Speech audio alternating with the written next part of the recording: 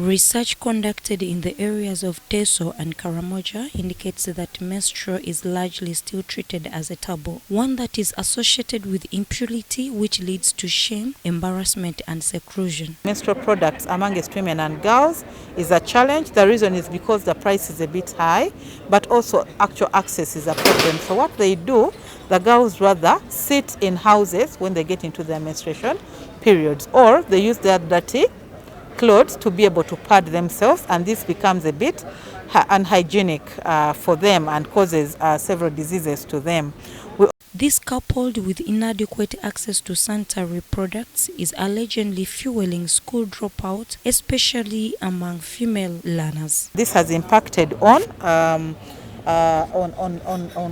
people's availability in schools, because during the time when the girls are in their periods, they rather than absent from school. And the only way the community can know that, for example, Noor is in her periods is when they don't see me around, because the moment they're in their periods, they then sit in their huts until when the periods are over. Remember, periods take about 3-4 days. While presiding over the national policy dialogue on matters relating to menstrual hygiene management, the commissioner in charge of curative services at the Ministry of Health, Dr. Charles Olaro, sensitized stakeholders on dangers associated with poor menstrual hygiene management.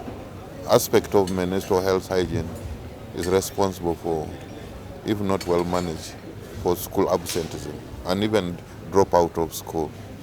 So, and some of them definitely, after they have dropped out of school because it's of stigma, then they don't resume school. It is against this background that stakeholders are now urging government to take deliberate steps in investing in the local product of menstrual products, a move that will reduce the cost of sanitary products, thus enable access by rural and poor communities. As a Ugandan government, we need to move and invest in localization or local production of menstrual products to allow the women and girls have access to these products on a monthly basis. And I'm very sure the Minister of Gender can look into this, as well as Minister of Finance, so that we have an investment case as a Ugandan government for these particular regions.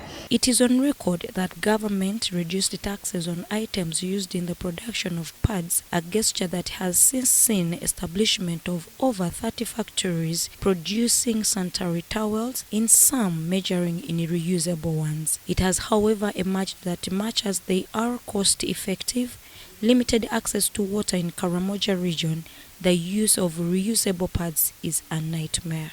Maybe the cost of electricity or water, because what is not taxed are the products coming in from China that we use to make the pads, but the electricity, the water taxes are still there. So if the government could get into an agreement to say, let us